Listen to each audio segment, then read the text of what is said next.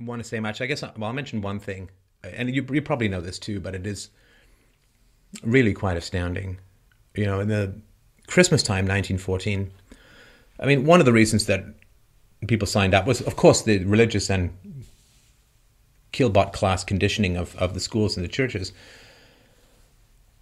And another was that war had generally been a fairly short adventure before.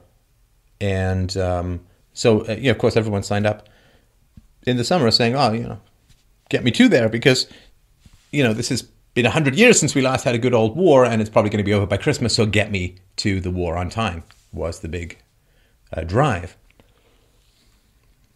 When the lines began to harden in France, and there was one village that was literally fought over for over 4 years, and nobody ever took it. Christmas Day, 1914. The guns are silent. And over the craters and the body parts and the barbed wire and the little pockets of poison gas and the burping earth of feral discontent, the soldiers wake to hear singing. It's Christmas. They wake to hear Christmas songs. And they hold the white flags up, and the Germans and the British, and in other places the French, they climb into no man's land and they don't fight. They sing songs with each other. They share drinks. They try to learn each other's language in a rudimentary fashion if they didn't speak it already. They embrace. They play soccer in no man's land. They are brothers. They are friends. They are not slaughtering each other for a day, for an idea, for a belief, for Jesus.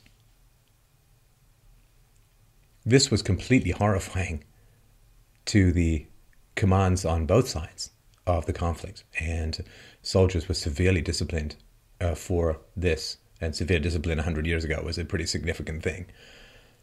But that day of peace and brotherhood and drinking songs and football is an astonishing moment of crystalline brotherhood in an otherwise suicidally, fratricidally malevolent conflict. It shows to me just the power of an idea to end slaughter, the power of a thought, of the possibility of peace spontaneously emerging between people who the day before and the day after will return to attempting to kill each other in as great and horrible manner as possible.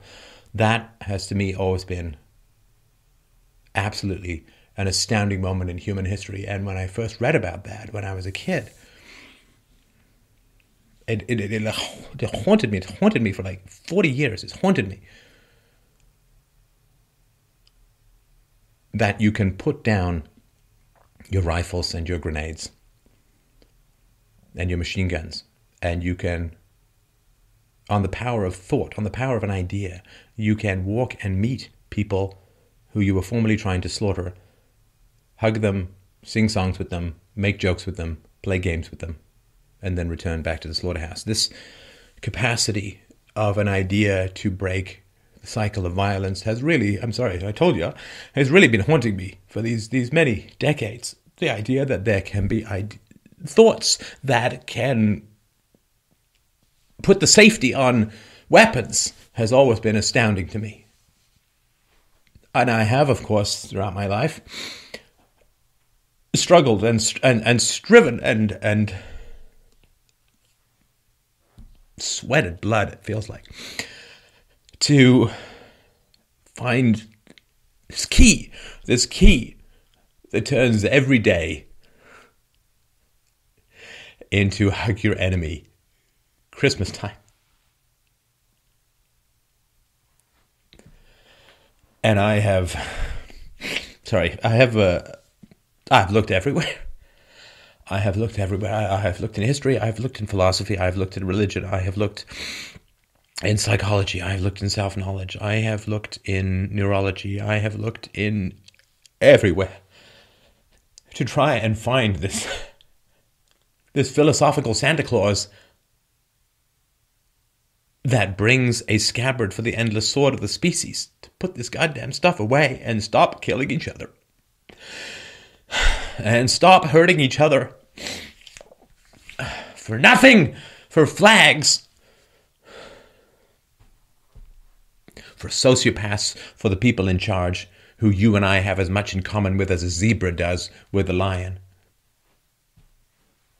I'm reading a book, you can find it at freedomainradio.com, called The Origins of War and Child Abuse, about how war is not about resources, it's not about territorialism, it's not about nationalism. Fundamentally, it's the acting out of early childhood. I think that there's a lot of truth in that, which is why I'm so insistent on talking about people in this conversation about their histories and saying, man, you got to get to therapy, man, you got to get some self-knowledge, you've got to deal with this trauma, don't hit your children. This is all part of trying to turn that day, December 25th, 1914, to try and turn that day into something we cannot, or we don't have to be ejected from, because the sun goes down and the sun comes up and the bombs go up and the bombs go down and the body parts go all the fucking place.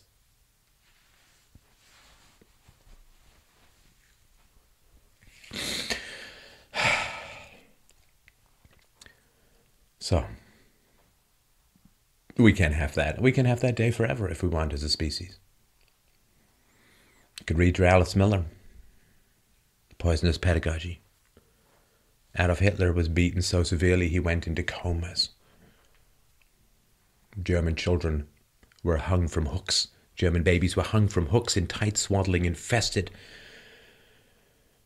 with parasites and ticks, and so when he refers to enemies of the state as parasitical bloodsucker, he invokes powerful body trauma memories in people. But that, when I read that as a child, that day, December 25th, 1914, that's when I knew. And I think I was 7 or 8 when I read it, 40 years ago. I knew that violence, warfare, bloodshed, murderous rage, terror, trauma, the cycle of violence that we are attempting to burst out of, to struggle free from, to cast aside, to shuck off like a snake's skin of hellish history, that the cycle of violence that so sweeps up the natural world where everything eats everything, and that a mere idea, a mere thought, it's Christmas today, that thought stopped war. Thought can stop war. And that's been everything I've been about since I started working on this conversation. It can be done. It must be done. It must be done. We cannot as a species climb over any more goddamn bodies. There's too many. And at some point it'll be too many to recover from.